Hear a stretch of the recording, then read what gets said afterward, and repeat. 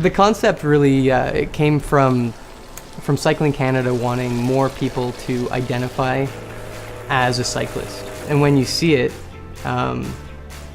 like I think you want to fill in the blanks yourself. Like you see that there's no one there and you want to be there.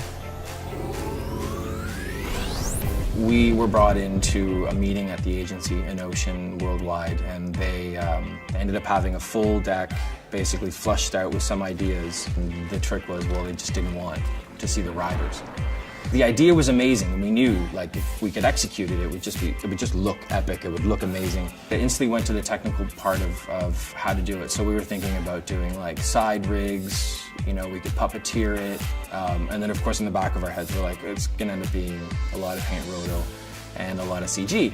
We started with sort of a wish list. We're like, okay, well, if 10 of the shots are paint and roto, okay, I think that's okay. The count went up and it just kept on going up, and then the CG shots kept going up. So we had riders in green, blue, or gray suits, which I know aren't magical, and I know it's just grunt work to get rid of them, but worst case scenario, we approached every shot with throw a rider on a bike, do a performance pass. So then at least we have good reference for the animators if it ends up being a CG shot. We also had the safety of it being, you know, that actual performance. If we needed to paint them out, fine. The thing with having a rider is that, you know, the bike needs to have that weight, it needs to have the compression of the tires, it needs to have the proper sway. If they're going up an incline or if they're going down, there's just two different stances. I sound like I know what I'm talking about with biking. I don't. I literally ride my bike back and forth to work, so I've been educated. We chose NUKE Studio for its project management.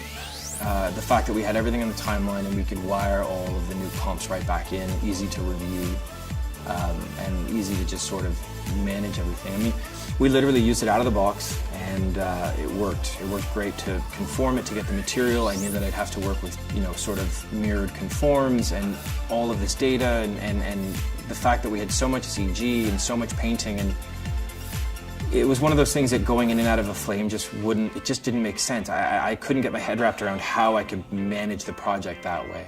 I've got almost 20 years on a flame, but it breaks pipelines. It's really hard to get stuff in and get stuff out in any sort of manageable way. We opted for just keeping a linear EXR pipeline. Having color grading in-house, we'd be back and forth a lot, and we didn't want to duplicate the data. So we were assessing what tools do we need, how do we start it, how do we conform it, how do we deal with all that. Baselight came out with a Baselight for NUKE plugin, which we were beta testing right before the production. We tried it on a couple shorter projects, and it worked out really well. What we would do is we'd go into the color grading suite, set the look, set the base grade, then those BLG files we'd load back into NUKE. If we had somebody coming in for reviews, at least they could see exactly what they saw in the color suite. And obviously we have to pass things back and forth with color, we have to do this, we have to play nice with what's already in-house, and NUKE Studio seems to be a friendlier app than most others.